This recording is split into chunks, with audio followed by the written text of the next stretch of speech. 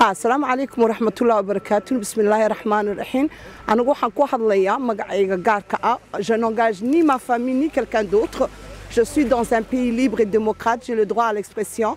أنا زميل إسماعيل أحمد Je me suis indignée sida loo xiray hablaha qusuusan sida loo xiray liidarada USNta qusuusan inamada modelka culimadayda Cabdiraxmaan Barkhad Giire in Cabdiraxmaan Suleymaan Bashiir iyo qusubta ka sii daran isi andineysay waxa weeyaan haweenka la xiray ee diabetiga ee xaamilada ee wada xanuunsanaya laakiin je viens d'apprendre in la soo daayay haweenka aad baan ugu faraxsanahay marka je lance un appel au président de la République. Monsieur le président, vous êtes le président de tous les Djiboutiens.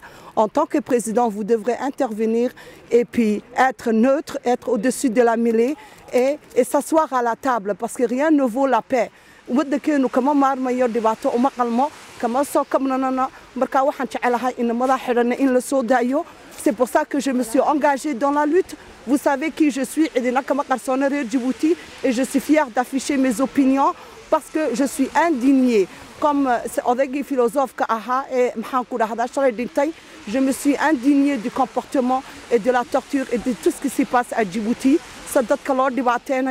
Et c'est pour ça que j'ai décidé de mon propre gré, sans consulter personne, ça n'engage que moi, comme je l'ai dit, de m'engager dans cette lutte pour le droit à la démocratie. Moi, je suis une Djiboutienne, je vis dans un pays libre qui est le Canada, j'ai le droit à l'expression et je n'affiche que mes pensées. Et j'ai le droit de m'exprimer et je fais un appel à tous les leaders de Djibouti pour qu'ils s'assoient à la table de négociation et qu'ils trouvent un consensus et que parce que ça ne peut pas durer ce système de dictature. Rien ne mène à la dictature et à la destruction du pays. Et je fais appel aussi à mes autres frères, USNta, c'est de UIGA, d'autres coups de Girodan, mobiliser, essayer de calmer les jeunes.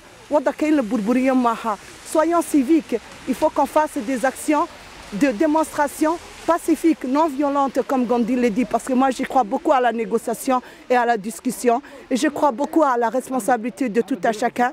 وحويان إن ميسك الله وضع فريستو الله وضع حلو أو إلهي لا تلسارتو أو حق الله وضع دنعب إلهي حق جرسيان رجينيا إن ميل إسكوي مادان un point de consensus l'Escougui Mado que Monsieur le Président soit le leader de cette négociation et de cette discussion, qu'il amène à la table toutes les parties prenantes, qu'il soit au-dessus de la mêlée en tant que chef de l'État et puis qu'il discute avec les gens.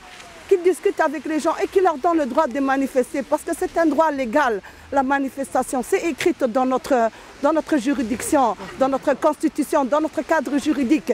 Il faut qu'il y ait une liberté d'expression dans notre pays. J'ai beaucoup d'espoir pour que Djibouti change et permette aux gens de s'exprimer et de parler librement, d'afficher leurs idées.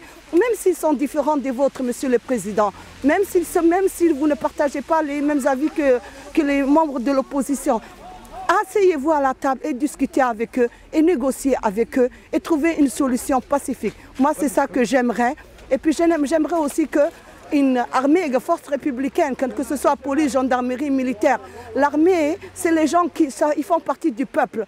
dadka shacabkana waxaan ka leeyahay askarta ha dhibaateynina waayo waa dadkeeni iyaguna hooyiyey waalidun baa dhalay caruuray leeyihiin markaa reer Djibouti dhammaantood waxaan ka codsanayaa anigoo hadalka ku dheeraanaynin inay meel iskugu yimaadaan oo horta awalan culimada la soo daayo inamadani terrorismaha waa inamadii wadanka ku dhashay waa inamadii wadanka u soo bartay wax waa inamadii intellectualka wadanka cilmiga adduunyo cilmiga aakhiraba way hayaan in la soo daayo oo shacabka markaas u kaalmeynaysa taasa shacabka fariisinaysa ee yimaadaan miiska oo laga wada hadlo wax walba xal waa loo heli karaa. Dans toute solution il y a un problème.